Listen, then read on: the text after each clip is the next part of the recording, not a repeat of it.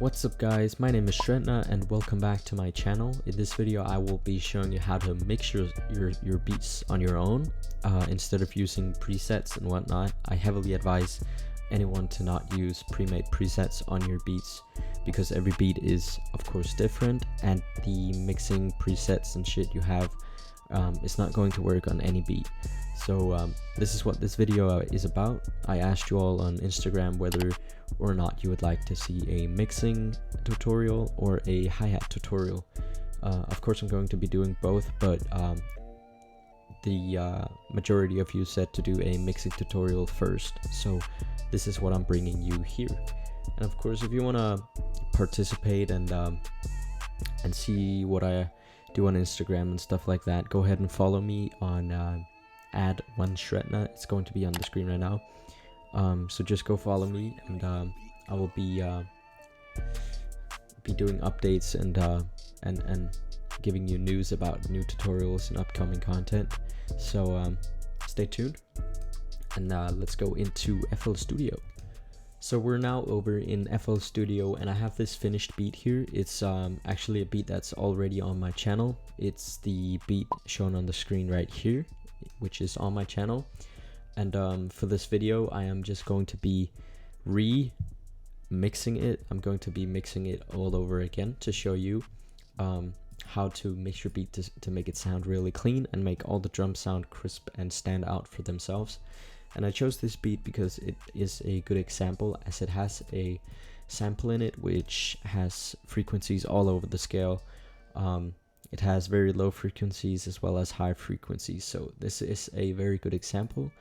And also some of you has asked me to do a video on how to mix the Spins 808 specifically, so the Spins 808 is also included in this beat, so that's also going to be a part of it.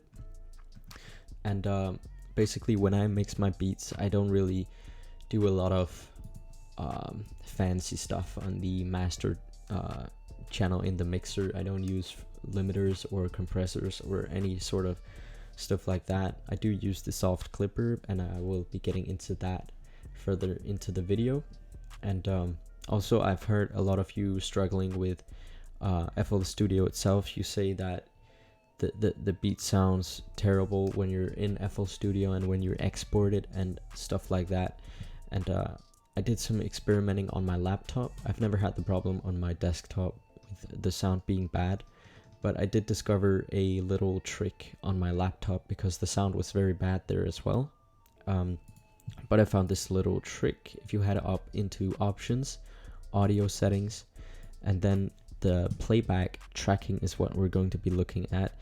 Maybe it will be set by default to driver, and if you have some, I don't know, if you have bad drivers, I guess, then the sound will be very bad. So what I did was just changed it to mixer to get the raw sound of the mixer and the beat itself, and that did a major difference in how the beat sounded when I made beats on my my laptop. So that's a little trick for you there. And now I'm just going to be showing you or listening to the beat here when it's unmixed, so we can like compare it from now to when it's mixed. Because right now it sounds really bad. It's all over the place, it's muddy as shit, and I can't even hear the kick. But let's take a listen.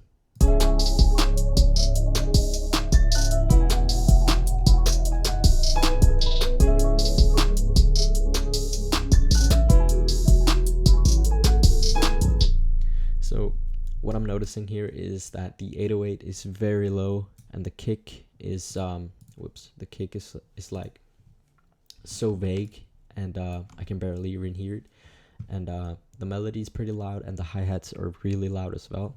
So that is what we're going to be looking at mainly. So first off, let's just put a soft clipper on our master channel. I usually don't mess with the settings because they're just fine as they are by default. And what this does is make sure the kicks or any other instrument that has that are allowed wouldn't go and clip in the beat and make it distort and stuff like that. It's probably not going to make much of a difference right now.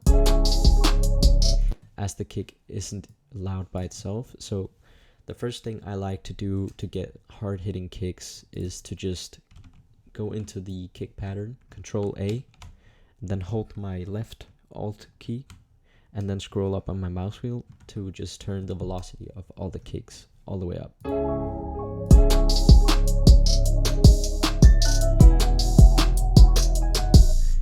Just that just made a huge difference. Of course, it's not really loud enough. The whole beat is really low. But before we mess any further with the kick, I'm going to turn up my 808 as well. And what we're going to be noticing first off is that it's going to sound very muffled, also because of the sample used. As I said earlier, it contained a lot of low-end frequencies, and since the 808 is a low-end frequency instrument in itself, it's going to be clashing with the low ends of the melody.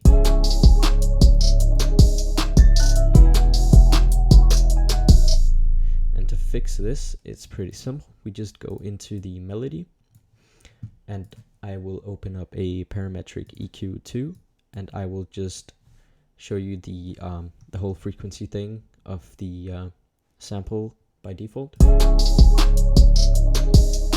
you can see, there are a lot of low ends in it too. So to get rid of that, you can either just take it out if you don't want it all out. There's still a tiny bit of low end in it, but if you completely want to mask it out, you can go up here in the presets and choose 20 Hz plus 18K Hertz cut.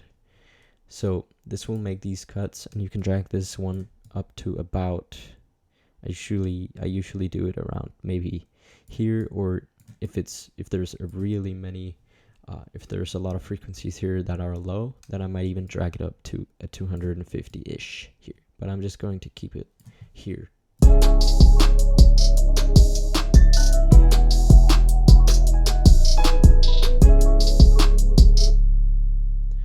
So now we can focus on getting the 808 loud, because in my opinion, in any trap beat, the melody should always like be on top and come first, but the 808 has to be at the same level of loudness, maybe even louder than the melody. So I like to also mess with the velocity of the 808.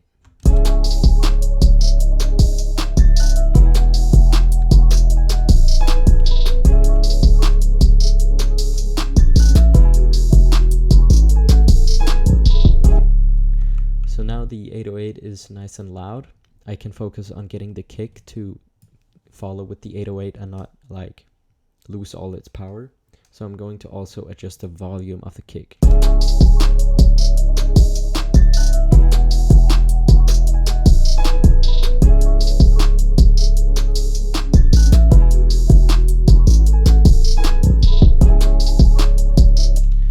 Depending on how you like your beat, you can of course make it louder or lower, but I like my kicks very crisp and clean in the mix, so that is what I'm going to be doing. And I also want to take a look at the pattern of the 808, because there are certain keys in the 808 when you're using like for example F sharp, G, or G sharp, the kick will sound really like loud, and it sounds like there are a lot of high frequencies in the kick, so sometimes you would have to EQ some of those out of the kick, and I can see that we have some G sharps in here. I'm gonna just take a listen real quick. But I also did something smart here. I noticed that I don't have any kicks playing on top of these 808s to make that loud sound. So yeah, you can avoid the loud kicks by just not placing or just not placing kicks on top of the 808 notes that hits in those certain keys. Or you can go into the kick right here, add an EQ, and you can remove some of the hertz here from the 600-ish range, and then boost some of the low ends.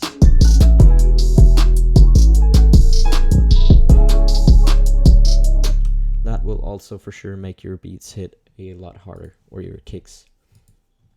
So I'm just going to be moving on to the next instrument. So before I move on to the next instrument and level that, I just want to say that I've noticed my own volume of the beat, or my PC has been low, and usually when I mix, or actually always when I mix, I want to make sure that my volume is to the max. Like my own PC volume has to be at the max, because when I mix, I like to imagine that I'm listening to my beat at full volume, and of course the final product of the mixing has to be so the certain instruments aren't too loud, because I want to be able to hear the beat at max volume and maybe bang it in the car or any other place without any instruments being too loud and hurt my ears. So when I have it on full volume, I can just mix from that and make sure that no instrument is louder than it should be, because if the volume is low, it tend to be a lot.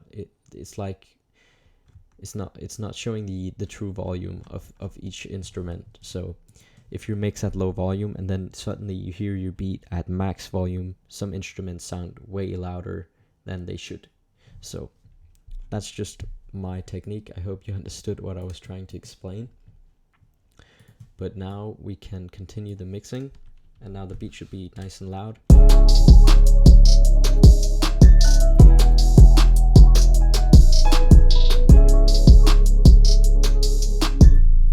Okay, so the next instrument I want to take care of is the hi-hats, because they are pretty loud if you take a listen.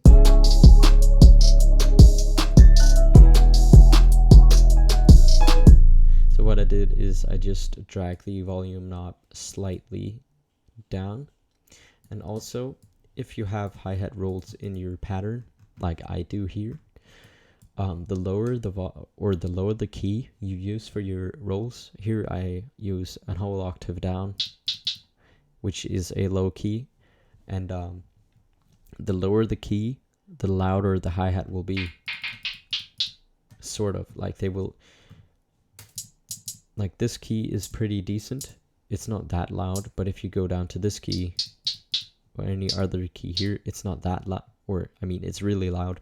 But if you continue, they suddenly aren't that loud anymore. So if you're using like any key one octave down, make sure to also change the velocity of your hi-hat rolls, or they will be a lot louder than the rest of the hi-hat pattern. So I just turned the velocity down here for the rolls I have down in the lower keys, and these rolls or these clicks I have here, I also turned the velocity just a tiny bit down, just to make sure everything sounds not too loud, but also that they don't overpower each other, any of the hi-hats. So they sound nice now. I just turned them down a bit. Now let's focus on the clap and snare.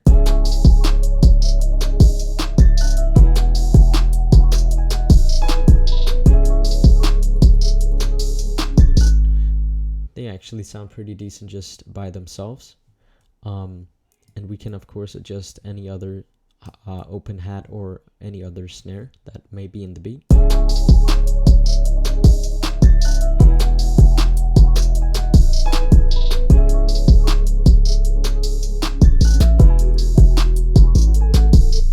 So what I did here is I turned the snare a bit up, like the bounce snare, because I like that to be also a little louder, so that it's able to be heard but not too loud.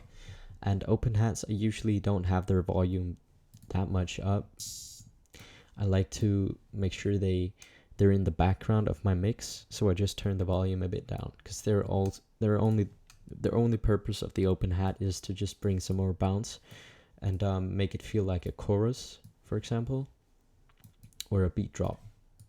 So the basic mixing, or I mean leveling part of the whole beat is pretty much done.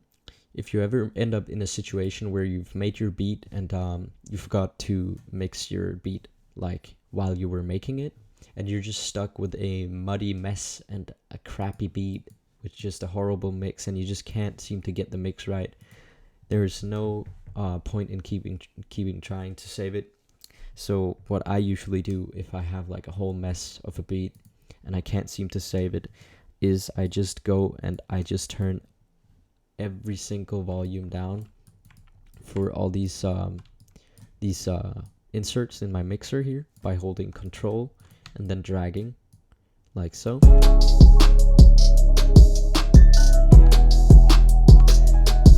And then I just turn down the volume, and from there I would also just like reset every volume button in here, because now I can basically just start to adjust one volume at a time.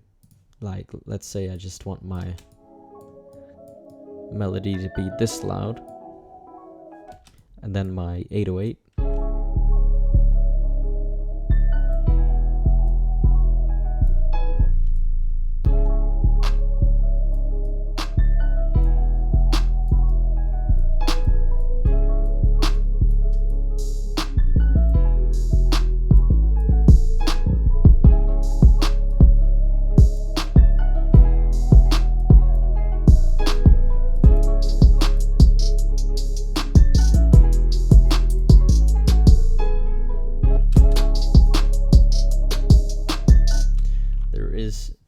No shame in just resetting everything and just turning everything down. Then you can mix it step by step and make sure all the sounds are nice and clean.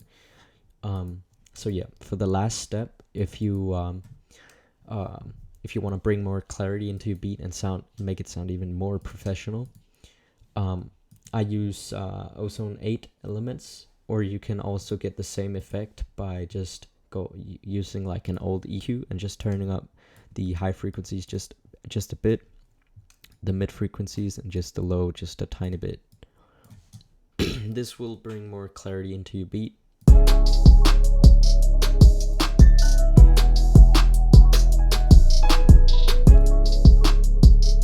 Can you hear the difference here?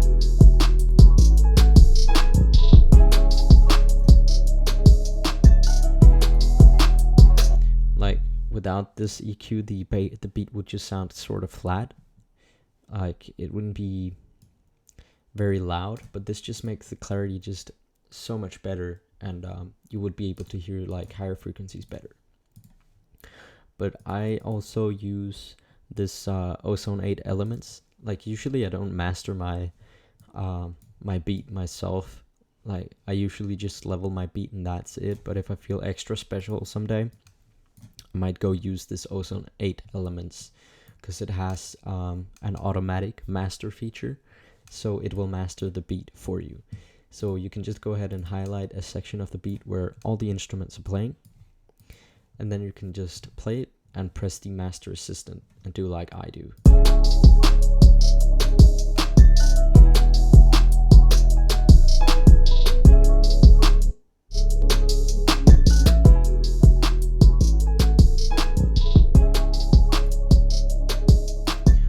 So what this did, it also had like, I guess you could call it, it has like a soft clipper built into it, because it will make sure the kick will peak, but then, but not clip, and it will also equalize your beat. So here we can see that by the program's like opinion, I needed some more high-end frequencies, some more mid-end to low-end, and then it took like a lot of the low ends out. But I don't think this VST or plugin is made specifically for trap beats, because the trap beats you would usually have your 808 hit through more. So I'm just going to turn back my low ends up, because I don't really give a shit. I want my bass to hit hard. But that basically made the whole beat more clear.